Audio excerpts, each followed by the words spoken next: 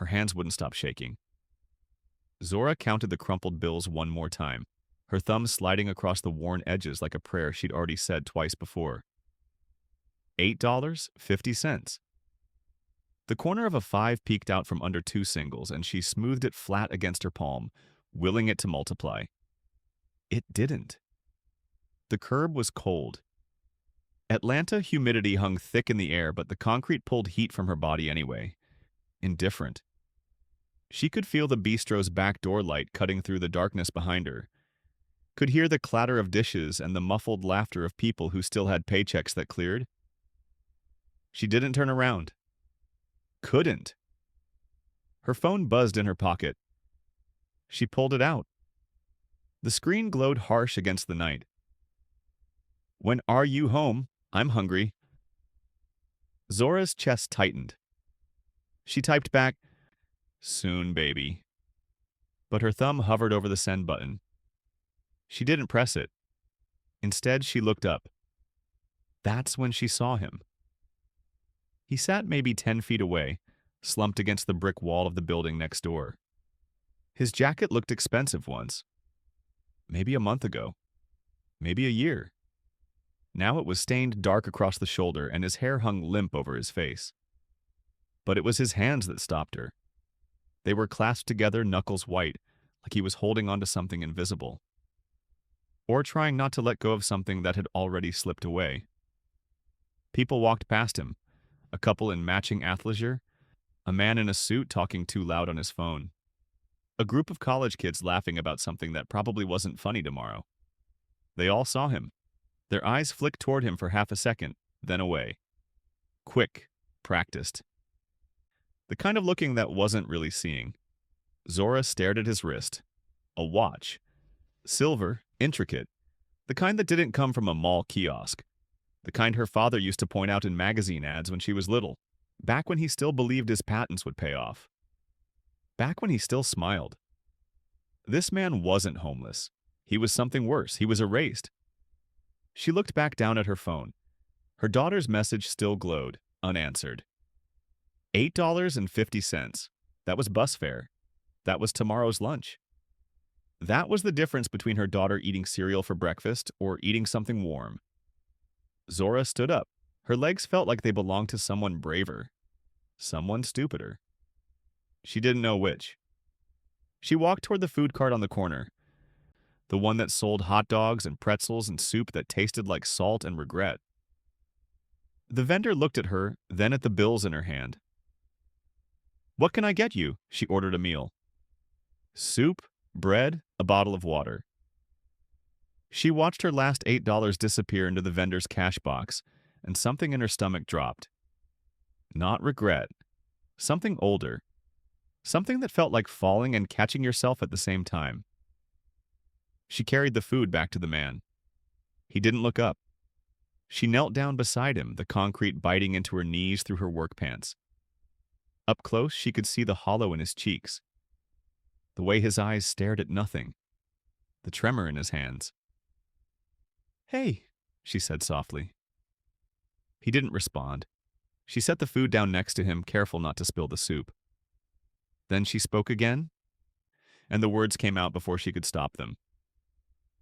"The world is heavy right now, but you don't have to carry it on an empty stomach." For a second, nothing happened.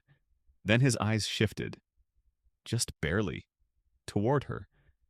Not quite meeting her gaze, but close enough that she could see something flicker behind them.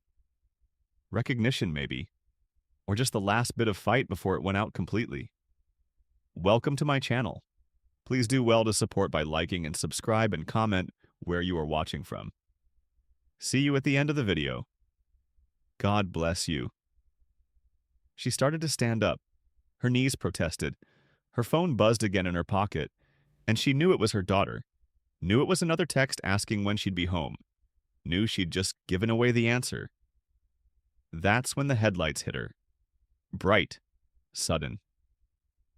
Slicing through the dark like a blade.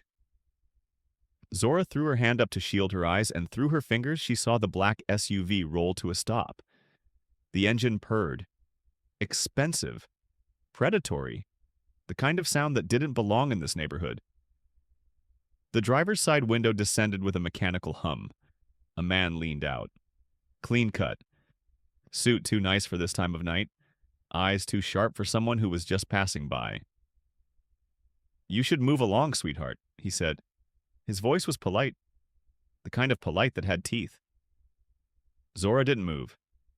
She looked at the man beside her, then back at the SUV. Something in her gut twisted. "I'm just helping someone." The driver smiled. It didn't reach his eyes. "So are we." The back doors opened. 2 more men stepped out. Bigger, broader. They moved with the kind of confidence that came from never being told no. One of them had a tattoo snaking up his neck. The other had a scar cutting through his eyebrow. They walked toward her and she felt the air change. "Ma'am, we're going to need you to step back," the one with the tattoo said. His hand rested on his belt, casual, like he was used to people listening. Zora looked down at the man on the ground. He still hadn't moved, hadn't touched the food. But something had changed in his posture. His shoulders had gone rigid. His breathing had quickened. "Do you know him?" she asked. The man with the scar laughed, short, sharp. "Oh, we know him. Soren Vale, formerly of Sterling Capital, currently wanted for fraud, embezzlement, and about 6 other charges that'll put him away for life. So yeah, we know him." Soren. The name landed in her chest like a stone. "He doesn't look like a criminal," she said. Her voice came out smaller than she wanted. "They never do, sweetheart." The tattooed man stepped closer. "Now move. Before you get yourself in trouble you can't afford." Zora's heart slammed against her ribs. She could feel the weight of her phone in her pocket. Could feel the empty space where her $8 used to be. Could feel the eyes of strangers on the street, watching but not intervening, the same way they'd walked past Soren 5 minutes ago. She stayed where she was. "I'm not moving." The tattooed man's smile faded. "You really want to die on this hill for a con artist?" "I want to know why you're dragging a man off the street without a badge." The driver got out of the SUV. He was older, graying at the temples. He moved slow. Deliberate, like a man who'd never had to rush for anything in his life. When he spoke, his voice was calm, almost kind. "Miss, I don't know what you think you're doing, but you're interfering in a private matter. This man owes a debt. We're here to collect, that's all." "Who's the debt to?" The driver's eyes narrowed. "That's none of your concern." "It is if you're about to hurt him in front of me."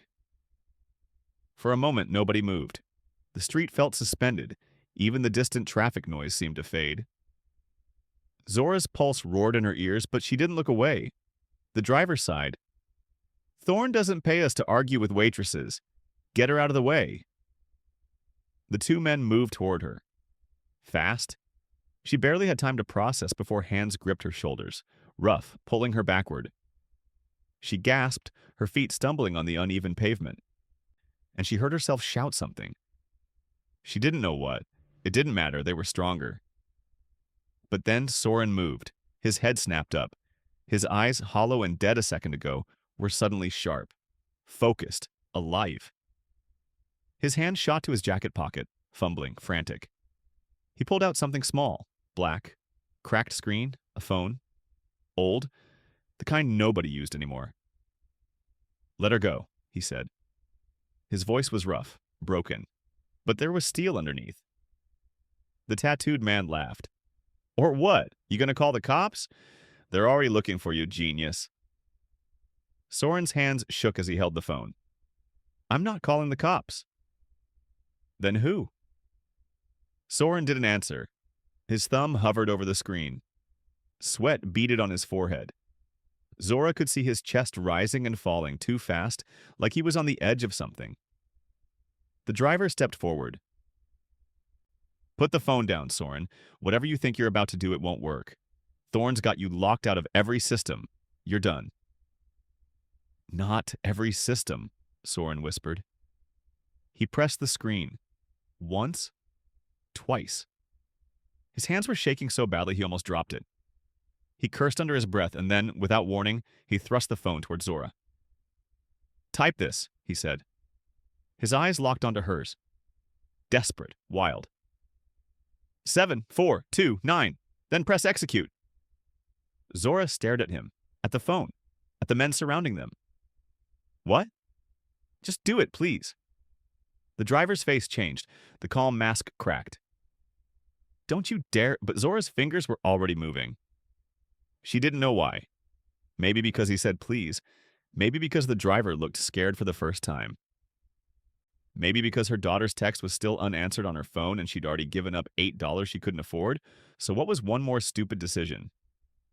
7, 4, 2, 9. She found the button labeled execute. It was red. Ominous. She pressed it. For a second, nothing happened. Then every phone in the vicinity started buzzing. The tattooed man's, the scarred man's, the driver's, all at once. A chorus of vibrations and digital chimes. The driver pulled his phone out, stared at the screen, and his face went white. No, he breathed. No, no, no. The scarred man looked at his phone. Boss, the accounts, they're— I know, the driver snapped. His hands flew across his screen, frantic, typing, swiping. But whatever he was seeing, it wasn't stopping. He looked up at Soren, and for the first time, Zora saw fear. Real fear. What did you do? Soren leaned back against the wall, his chest heaving. A smile cracked across his face. Broken, bitter, triumphant. I activated the dead man's switch. Every offshore account Thorne stole from me? Every shell corporation? Every hidden fund? They're bleeding out right now, and they won't stop until he's bankrupt.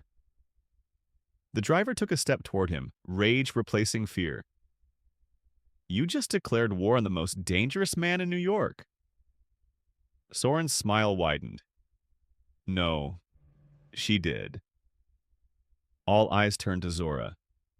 She stood there, phone still in her hand, her heart hammering so hard she thought it might crack a rib. The men stared at her like she'd just pulled the pin on a grenade. The driver's jaw worked, but no sound came out. Finally, he jabbed a finger toward Soren. This isn't over. Yeah, it is, Soren said quietly. The driver motioned to his men. They backed toward the SUV, still staring at Zora like they were memorizing her face. The doors slammed shut. The engine roared. The vehicle peeled away, tires screeching, leaving skid marks on the asphalt. And then it was quiet again. Zora looked down at the phone in her hand, then at Soren. His face had gone pale. The adrenaline was fading, and whatever had been holding him upright was crumbling. He slumped forward, and she caught him by the shoulder before he hit the pavement. What did I just do? She whispered. Soren's eyes met hers. They were clearer now, still haunted but human, real. You declared war on the most dangerous man in New York. Her blood went cold. What?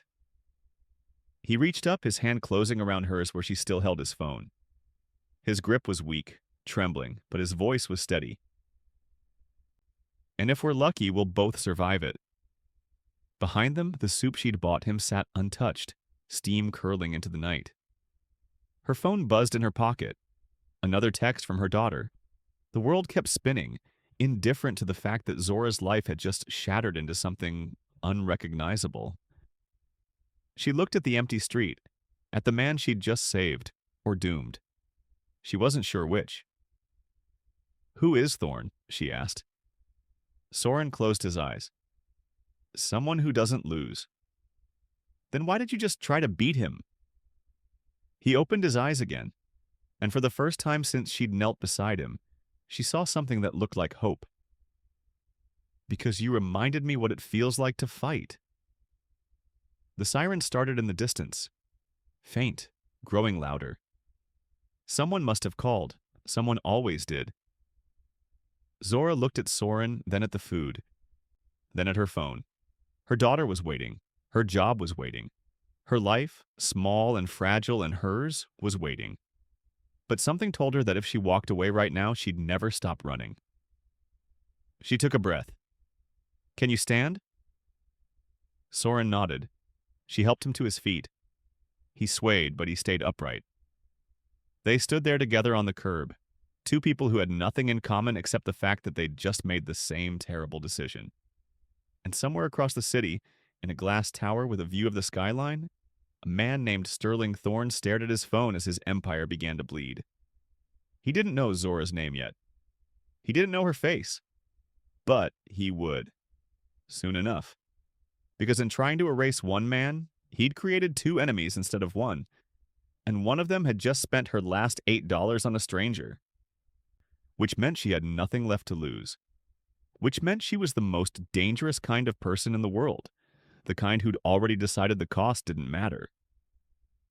Thorne picked up his phone, dialed a number. When the voice on the other end answered, he said only 3 words. "Find the woman." Have you ever helped someone and immediately regretted it? Or walked past someone who needed help and the moment still haunts you? Drop a comment below, because what happens next might change how you see those moments forever. The phone felt like a live wire in her pocket. Zora sat on the cracked vinyl seat of the last bus heading south, her hands clenched in her lap, nails digging crescents into her palms. Soren sat beside her, pressed against the window like he was trying to disappear into the glass. Neither of them had spoken since they got on. Neither of them knew what to say. The bus lurched over a pothole. Her stomach lurched with it. 3 hours ago, she'd been counting her last $8. 3 hours ago, her biggest problem was whether her daughter would eat cereal or toast for breakfast. 3 hours ago, she was nobody. Now she was a woman who'd just helped rob the most dangerous man in New York. Except she hadn't robbed him. Had she? She pulled out the burner phone. The screen was dark. Dead, maybe, or sleeping. She pressed the power button. Nothing happened. Her chest tightened. "It's encrypted," Soren said without looking at her. His voice was hoarse. "It'll wipe itself after the sequence executes. No trace." No trace of what? Of you, of me, of what we did. Zora turned the phone over in her hands. The plastic casing was cracked along one edge, held together with electrical tape. This thing had triggered a financial apocalypse. It looked like something she'd find in a junk drawer. "How much did we take?" she asked. Soren's jaw tightened. "We didn't take anything. We just unlocked what was already mine." "How much?" He was quiet for a long time. The bus hummed. The city lights blurred past the window, sodium yellow bleeding into the dark. Finally, he spoke. 3.2 billion. The number didn't land. It was too big. Too abstract. Like saying the distance to the moon. Zora stared at him, waiting for him to laugh, waiting for the punchline. He didn't laugh. "That's not real," she said. "It was, 6 months ago, before Thorne stole it. And now? Now it's bleeding back into the accounts he took it from. Slowly. Untraceable. By morning, his entire network will collapse." Zora's hands started shaking again. She shoved the phone back into her pocket and pressed her palms flat against her thighs. The fabric was still damp from kneeling on the curb. She could smell the bistro on her clothes, grease and desperation. "He's going to come after us," she said. "Yes." "He's going to kill us." Soren turned to look at her for the first time since they sat down. His eyes were bloodshot, haunted. But there was something else there now. Something sharp. "He's going to try." The bus stopped. The doors hissed open. An old man got on, shuffling down the aisle with a cane. He sat 3 rows ahead and immediately fell asleep. Zora watched him, envious. She couldn't remember the last time she'd slept without worrying. Her phone buzzed. She pulled it out. Another text from her daughter. "Mom, where are you?" Then another. Scaring me." Zora's throat closed. She typed fast, hands trembling. "I'm okay, baby. Something came up at work. I'll explain tomorrow. I love you." She hit send before she could overthink it, before she could admit that she had no idea if tomorrow would come. Her daughter's response was immediate. Okay, love you too. 3 words. Simple. Trusting. Zora felt something crack inside her chest. I have a daughter, she said aloud. She didn't know why she said it. Maybe to remind herself. Maybe to remind Soren that she wasn't like him. She had something to lose. I know, Soren said quietly. How? You kept looking at your phone and you gave me your last $8. Only parents do that. Give away what they need. Zora looked at him. Really looked at him.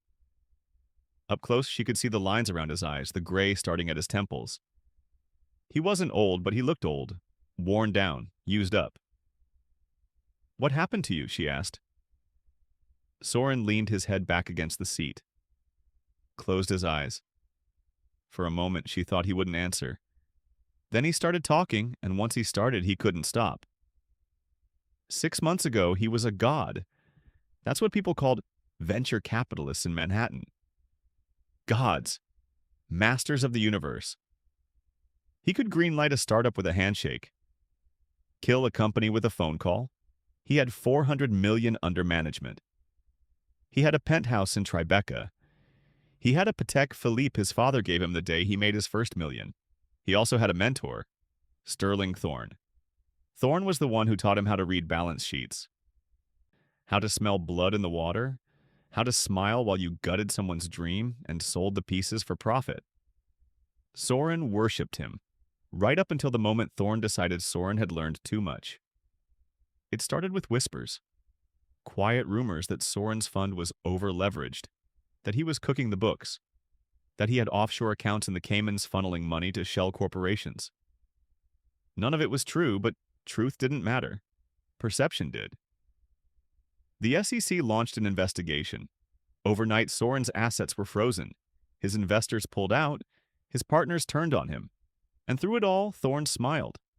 Sympathetic, supportive, offering to buy Soren's portfolio at a discount to help him through the crisis. Soren was too broken to see the trap. He signed the papers, handed over everything, and then he found the ledger. Hidden in the forensic audit was a single file, a record of transactions dating back 30 years, offshore accounts, forged documents, stolen patents. Thorne hadn't just sabotaged Soren. He'd sabotaged everyone, built his empire on theft and fraud, and now he had Soren's signature on a document that made Soren complicit. I couldn't go to the police, Soren said. His voice was flat, mechanical. I was already under investigation. Anything I said would look like deflection. So I ran. To Atlanta. To nowhere. I just kept moving until I couldn't anymore. Zora stared at him. The dead man's switch. How long have you been waiting to use it? 3 months. I built it the week I fled. If Thorne wanted to erase me, I'd make sure I could erase him back. But I needed the right moment, the right window. His security protocols cycle every 72 hours. I had 60 seconds to execute before the system locked me out again. And you were just sitting on that curb, waiting? Soren's lips twisted into something that wasn't quite a smile. I was sitting on that curb giving up. I didn't think I'd ever get another window. I didn't think I had the strength to try. Then what changed? He looked at her. You did. The bus stopped again. More people got on. A woman with 2 kids. A man in a security guard uniform. They filled the empty seats and suddenly the air felt thicker. Zora shifted closer to the window, away from the crowd. I didn't do anything, she said. You gave me your last $8. Do you have any idea how rare that is? How insane? It's not insane, it's human. No, Soren said. It's exceptional. And it reminded me that I used to be human too. Before Thorne. Before the money.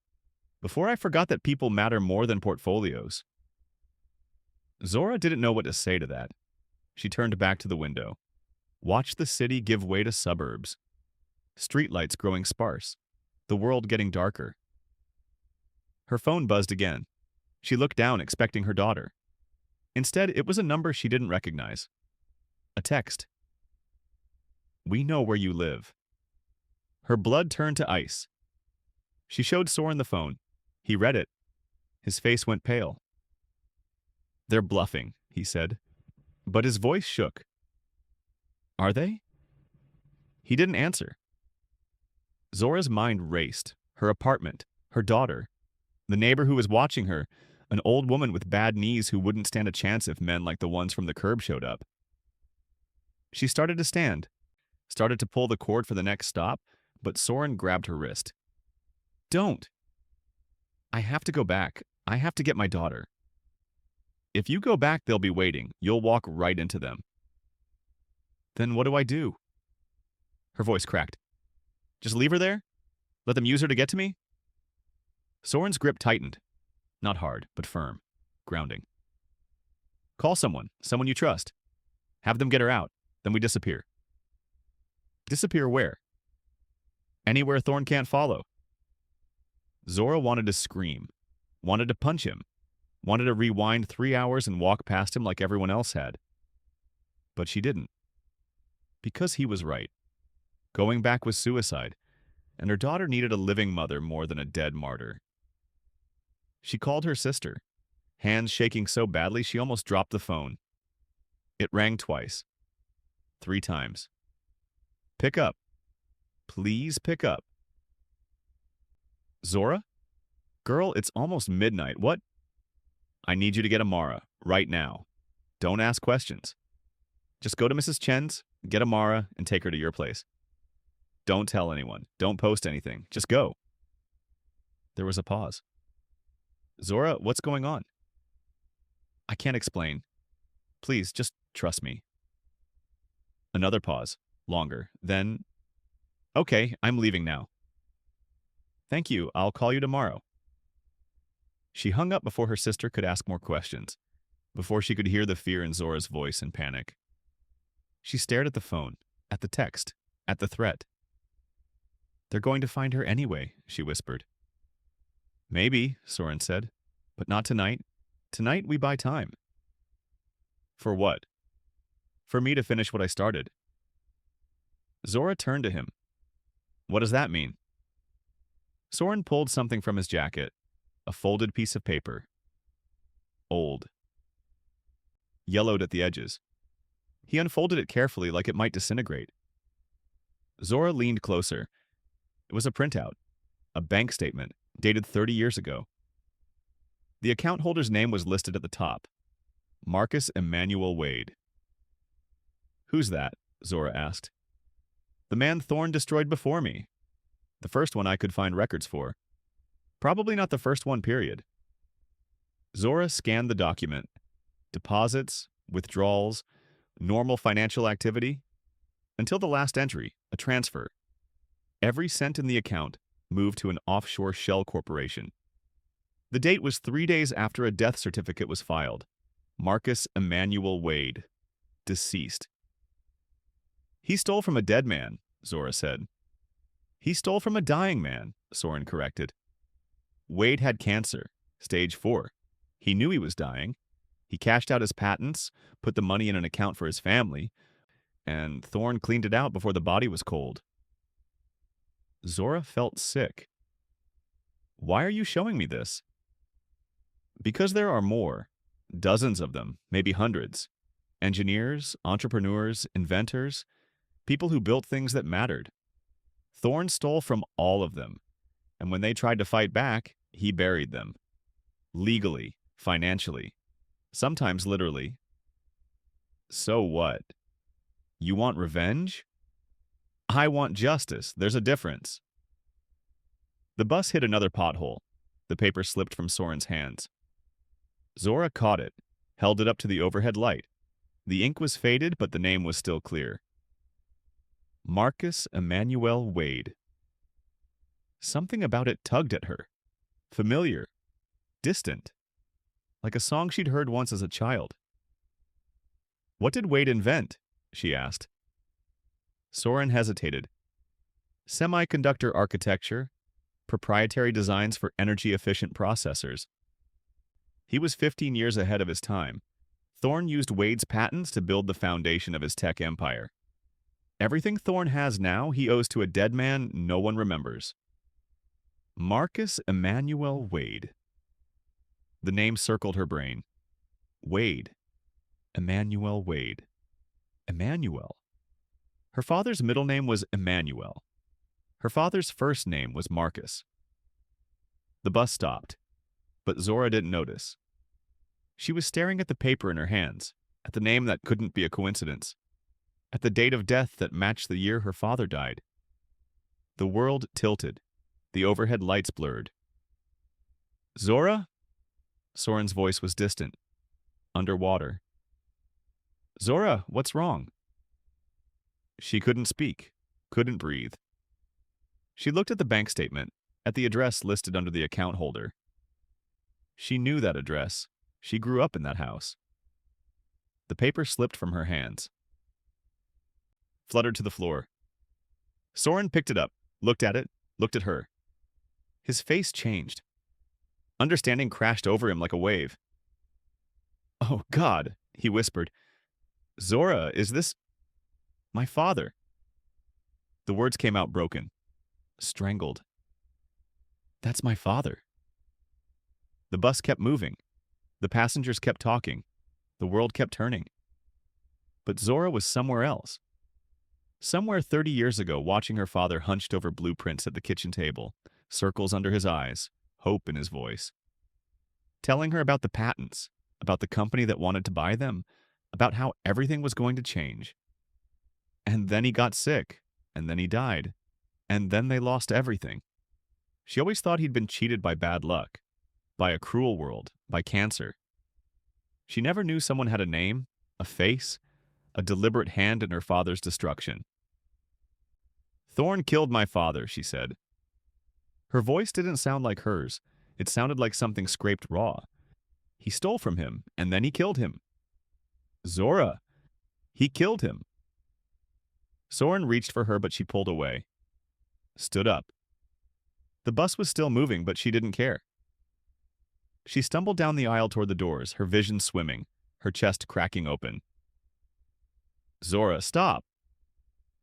She didn't stop. She slammed her hand against the door. The driver yelled something. The bus lurched to a halt. The doors hissed open, and she fell out onto the sidewalk. Landed hard on her knees. Pavement bit into her skin. She tasted copper. Bit her tongue. Soren was there a second later, kneeling beside her, hands on her shoulders. Breathe, he said. Just breathe. But she couldn't, because the last 30 years had just rewritten themselves. Her childhood, her father's death, her mother's spiral into depression, the eviction, the shelters, the nights she went to bed hungry because there was no money, no safety net, no inheritance, because Thorne had stolen it. All of it. I'm going to kill him, she said. No, you're not. You're going to survive. Soren's grip tightened. Do you hear me? You're going to survive. And then you're going to take everything from him. Legally. Publicly. You're going to make him watch while you dismantle everything he built on your father's grave. Zora looked up at him. Tears blurred her vision. How? Soren pulled her to her feet.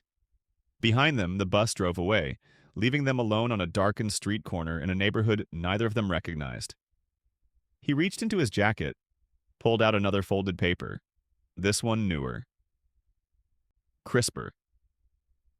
This is a list of every person Thorne stole from. I've been building it for 3 months. Your father is number 47. There are 63 names total, 63 families he destroyed. He pressed the paper into her hands. You're the first one who's still alive. The first one who can fight back. Zora unfolded the list, scanned the names. Some were highlighted. Some had notes scribbled in the margins, dates, amounts, causes of death. Her father's name was near the middle, highlighted in yellow. Marcus Emmanuel Wade. Semiconductor patents. Estimated value 1.2 billion. She read it 3 times. The number didn't get smaller. 1.2 billion, she whispered. That's what the patents were worth when they were filed. Adjusted for inflation and market growth, they're worth more now. Significantly more. How much more? Soren met her eyes. Enough to make you the richest woman in Georgia. Maybe the country. The world went silent. No cars, no wind, no sound except the rushing in her ears. That's not possible. It's not just possible, it's legally defensible. Your father's patents were stolen. You're his heir. With the right legal team, we can prove Thorne's entire empire is built on stolen IP, and we can take it back. Zora's legs gave out. She sat down hard on the curb, the same way Soren had been sitting 3 hours ago. The irony wasn't lost on her. Soren sat beside her. They stared at the empty street together. Two people who'd lost everything, who'd been erased, who were suddenly impossibly staring at a path back. He'll fight, Zora said. He'll lose. You don't know that. I do. Because I have the one thing he didn't account for. Soren looked at her. I have you, the daughter of the man he killed, the face of every family he destroyed. You're not just a plaintiff, Zora. You're a reckoning. Somewhere in the distance, sirens wailed, getting closer. Zora didn't move, didn't run.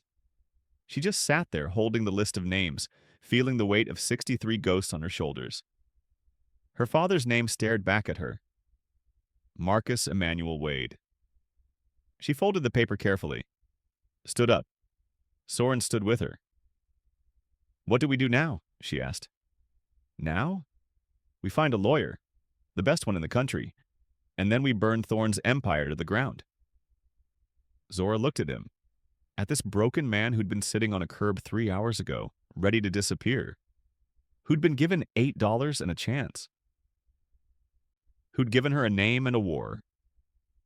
Okay, she said. Okay? Let's burn it down. For the first time since she'd met him, Soren smiled. A real smile. Not bitter, not broken, just human. Behind them, headlights appeared. A car slowed, stopped. The window rolled down. A woman leaned out. Middle-aged, kind eyes. You two need a ride? Zora and Soren looked at each other, then at the woman, then back at each other. Yes, Zora said. We do. They got in. The car pulled away. And somewhere across the city, in a glass tower overlooking Manhattan, Sterling Thorne stared at his computer screen as his net worth dropped another million. Then another. Then another. He picked up his phone. Dialed.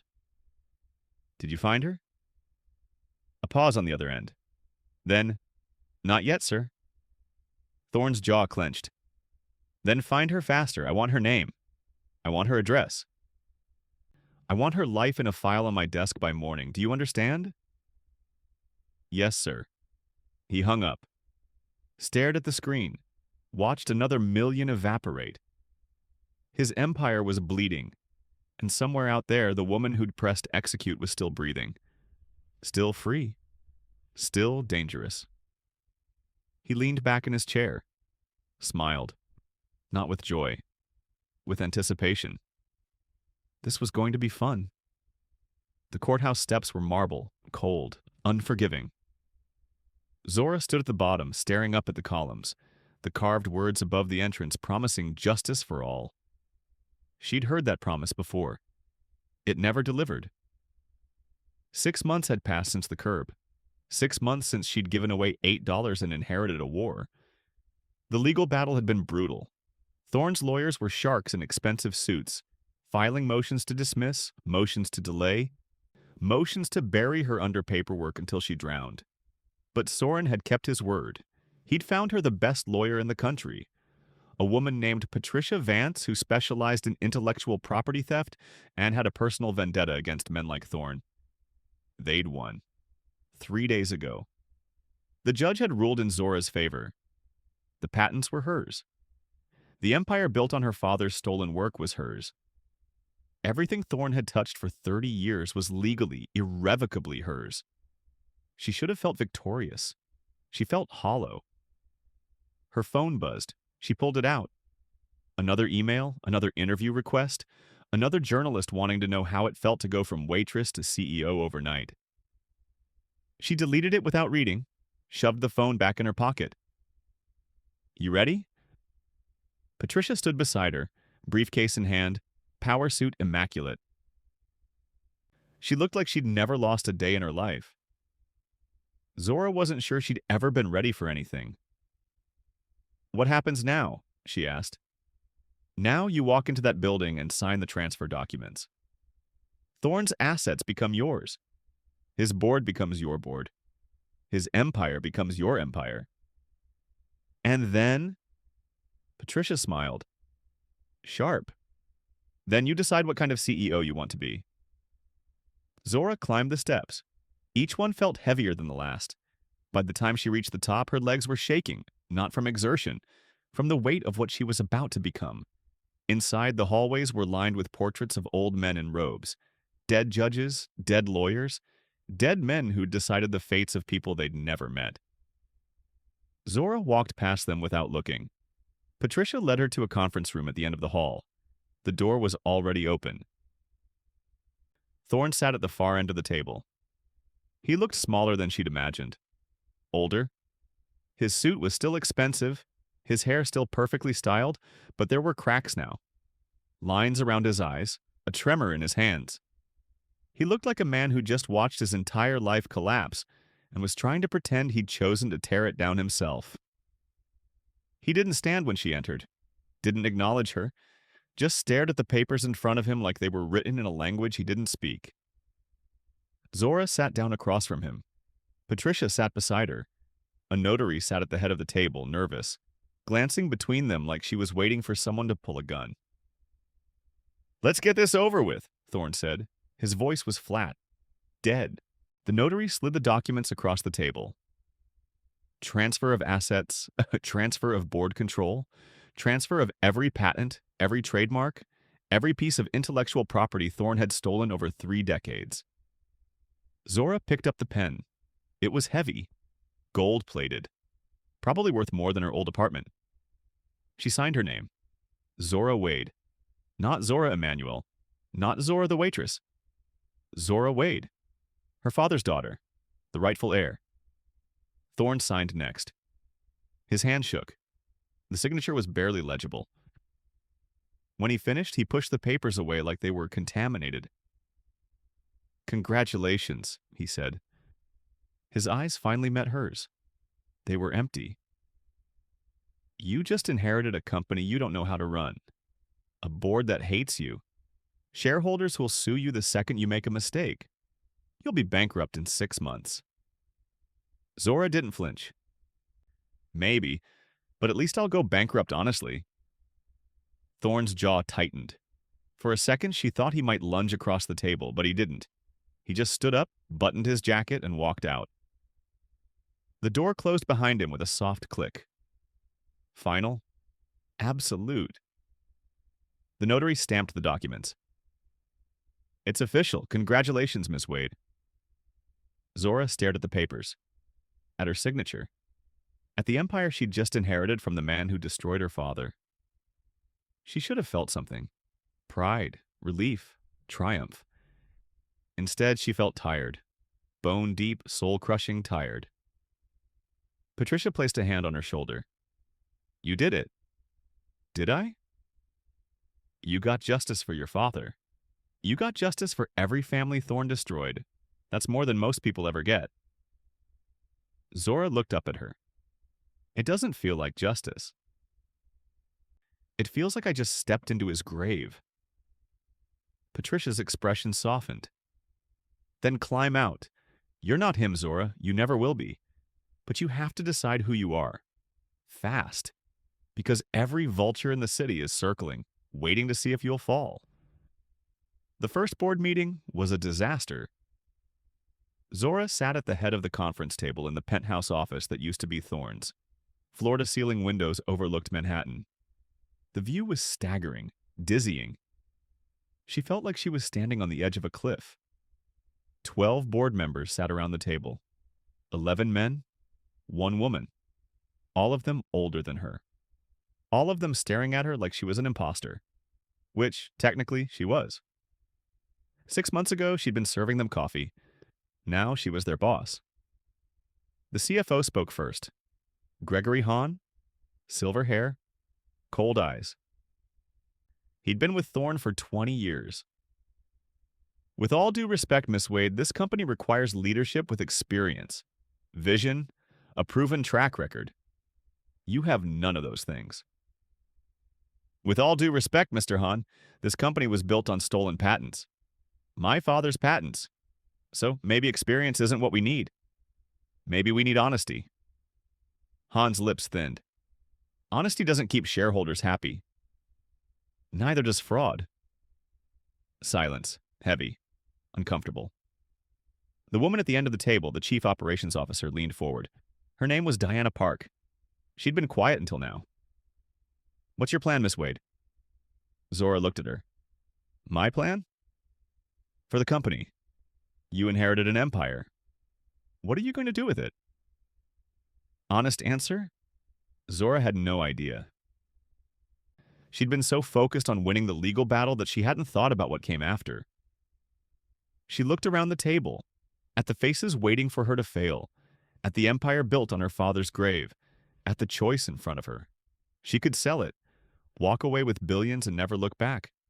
Or she could stay, try to fix what Thorne had broken, try to turn stolen legacy into something her father would have been proud of. I'm going to find every person Thorne stole from, she said, or their families, and I'm going to make it right. Hahn laughed, short, bitter. That'll bankrupt us in a year. Then we'll be bankrupt, honestly. You're insane. Maybe, but I'm also the CEO, so either help me or resign. Hahn stood up, buttoned his jacket. I'll have my resignation on your desk by end of day. He walked out. 3 other board members followed. The door slammed. Zora's hands trembled under the table where no one could see. She'd just lost 1/3 of her board in 5 minutes. Patricia was right. She'd be lucky to last 6 months. Diana Park stood up, walked around the table, sat in the chair beside Zora, leaned in close. That was either the bravest thing I've ever seen or the stupidest. Which do you think? Diana smiled. Both. But I like brave. So I'm staying. And I'm going to help you. Why? Because Thorne was a bastard. And because your father deserved better. And because someone needs to make sure you don't destroy this company before you fix it. Zora looked at her. At the first person in 6 months who'd looked at her like she was more than a headline. Like she was human. Thank you, she whispered. Diana squeezed her shoulder. Don't thank me yet. This is going to be hell. She wasn't wrong. The next 3 months were a war. The remaining board fought her on every decision. Shareholders filed lawsuits. The media tore her apart. Every mistake she made was front-page news. Every success was buried on page 12. She worked 16-hour days, stopped sleeping, stopped eating. Her daughter barely saw her. When they did talk, Amara's voice was small, distant. When are you coming home, Mom? Zora didn't have an answer. She stood in her office late one night, staring at the city below. The lights stretched endlessly. 1,000,000 lives. 1,000,000 people who didn't care that she was drowning. Her phone sat on the desk, screen dark. 3 missed calls from her daughter, 2 from her sister, 1 voicemail she hadn't listened to. She picked up the phone, pressed play. Her daughter's voice filled the room, small, shaking. Mom? I had a nightmare. About you. You were falling and I couldn't catch you. Are you okay? Please call me back. Please. The message ended.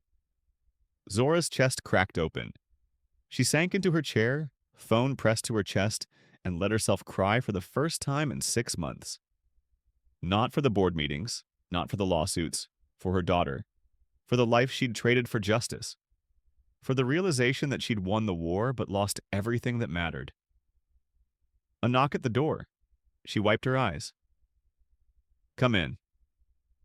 Soren stepped inside. He looked better than he had on the curb. Healthy, clear-eyed. He'd been keeping his distance since the trial, giving her space. But she could see the worry on his face now. You okay? He asked. No. He walked to the window, stood beside her. They stared at the city together. Two people who'd survived a war and weren't sure what peace looked like. I got a call today, he said. From Thorne's lawyer. He's filing for bankruptcy. Lost everything. His wife left him. His kids won't speak to him. He's alone. Zora waited for the satisfaction. It didn't come. Good, she said. But she didn't mean it. Is it? She looked at him. You tell me. You wanted this as much as I did. I wanted justice. I got revenge. There's a difference. Soren turned to face her. Thorne's broken. You won. But you look more miserable now than you did when you had $8. Because I don't know what I'm doing. I don't know how to run a company. I don't know how to be a CEO, and I'm losing my daughter trying to figure it out. Then stop.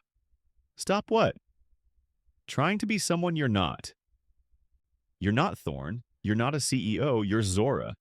The woman who gave her last $8 to a stranger? That's who you are. That's who you should be. Zora's throat tightened. I can't just walk away. My father's legacy... Your father's legacy isn't this company. It's you. And if you destroy yourself trying to fix what Thorne broke, then he wins. Even dead and bankrupt, he wins. The words hit like a punch. Zora turned back to the window, pressed her forehead against the glass. It was cold. Grounding. What do I do? She whispered. You stop trying to carry this alone.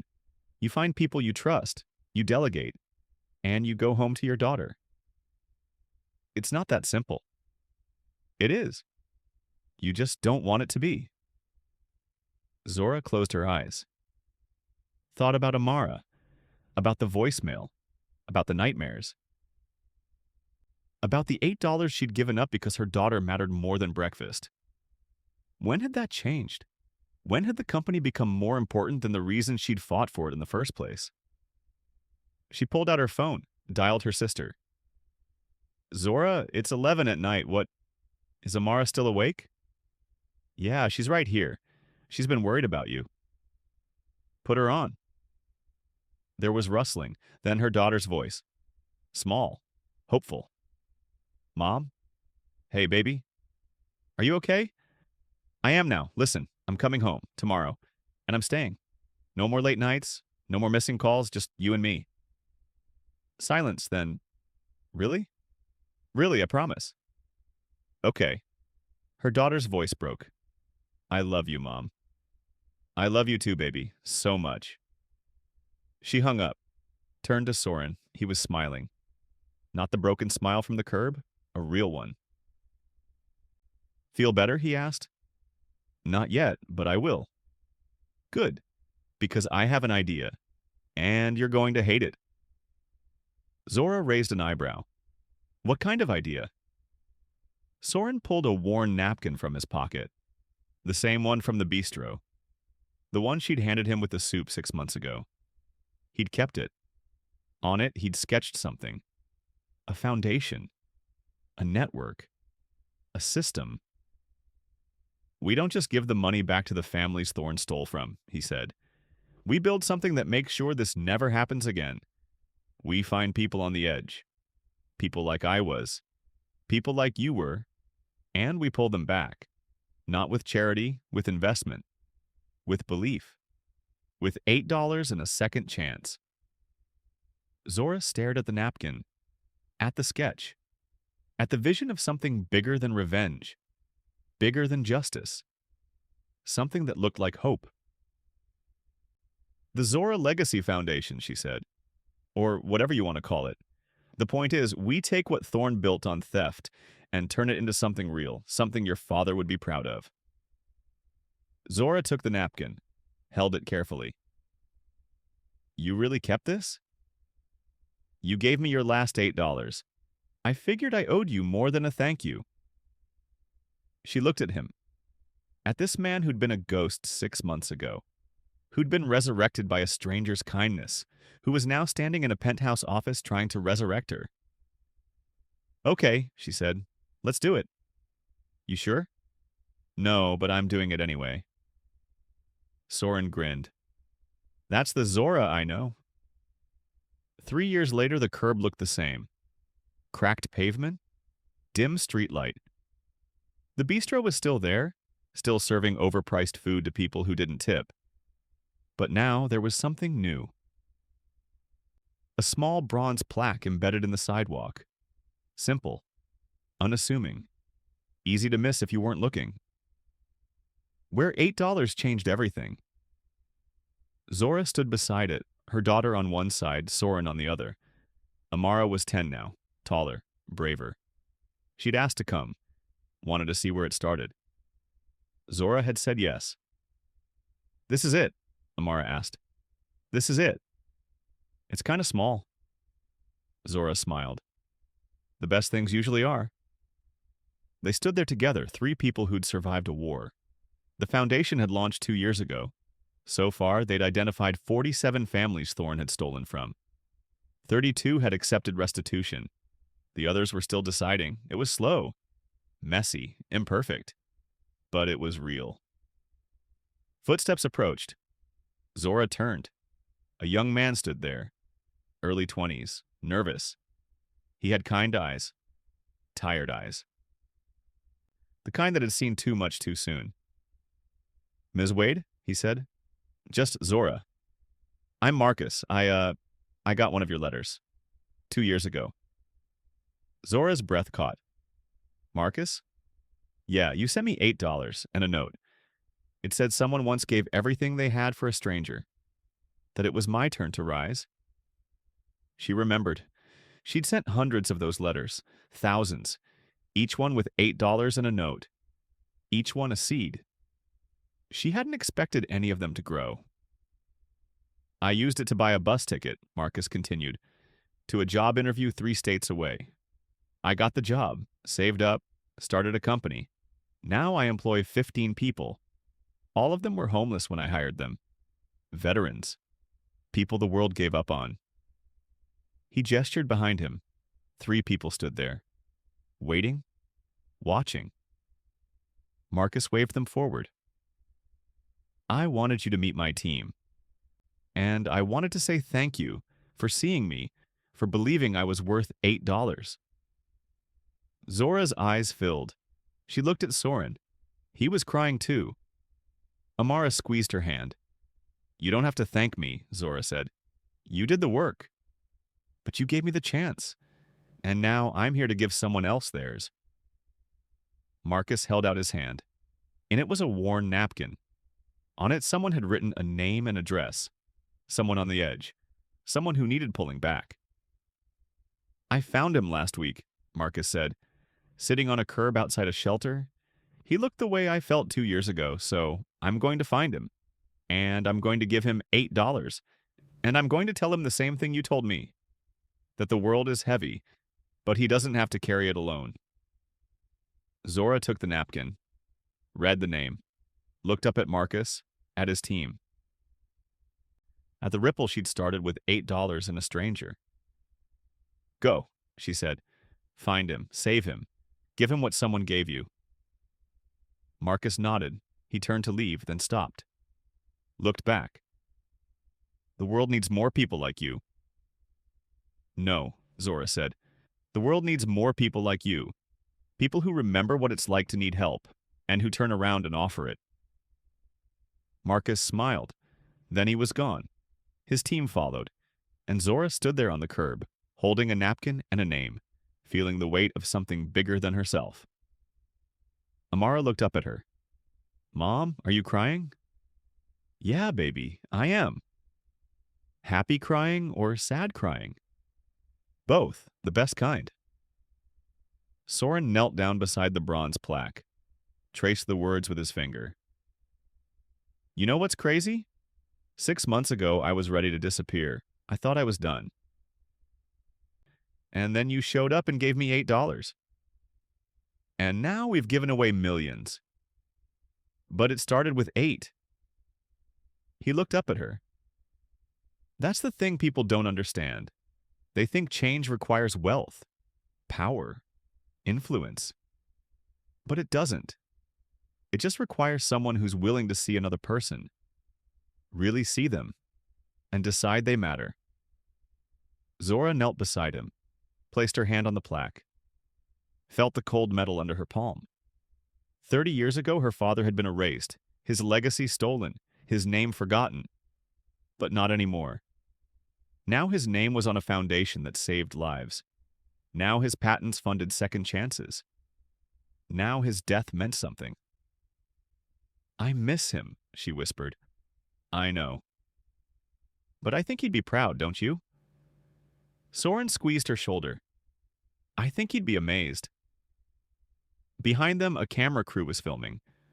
Not for media, for the archive, for the next person who needed to see that someone survived, that someone fought back, that someone turned $8 into an empire and then gave it all away, piece by piece, to people who needed it more. Amara tugged on Zora's sleeve. Mom, can I put something on the plaque? Like what? Amara pulled a flower from her pocket. Small, wilted. She'd picked it from the neighbor's yard that morning. She placed it carefully at the base of the plaque. Stepped back. For Grandpa, she said, so he knows we remember. Zora's chest cracked open. She pulled her daughter into her arms, held her tight. Soren wrapped his arms around both of them. And for a moment, on that cracked curb in Atlanta, 3 people who'd survived the impossible just held each other. Grateful, alive, human. A figure appeared at the edge of the streetlight. Thin, trembling. A man. He looked lost. Broken. He sank down onto the curb 20 feet away, head in his hands. Zora watched him. Felt the pull. The same pull she'd felt 3 years ago when she'd seen Soren. The world telling her to look away. To protect what was hers. To assume someone else would help. She stood up, reached into her pocket, pulled out a $10 bill, walked over, knelt down beside the man. Hey, she said softly. He looked up. His eyes were hollow, haunted, just like Soren's had been. The world is heavy right now, she said, but you don't have to carry it on an empty stomach. She handed him the money. His hand shook as he took it. He stared at it like it was a miracle, like it was impossible. Why? He whispered. Because someone did the same for me once. And it saved my life. Maybe it'll save yours too. She stood, walked back to her daughter and Soren. The man watched her go, the $10 clutched in his fist. And in his eyes, for just a second, something flickered. Not hope. Not yet. But the possibility of hope. The memory of what hope felt like. And sometimes that was enough. The camera kept filming. The bronze plaque gleamed under the streetlight. And somewhere in the distance, another person sat on another curb, waiting for someone to stop. Waiting for someone to see them. Waiting for their $8 moment. The world was full of people on edges. People the system had failed. People who'd been erased, and the world was also full of people like Zora. People like Marcus. People who remembered what it felt like to fall, and who turned around, reached out, and refused to let the next person hit the ground alone.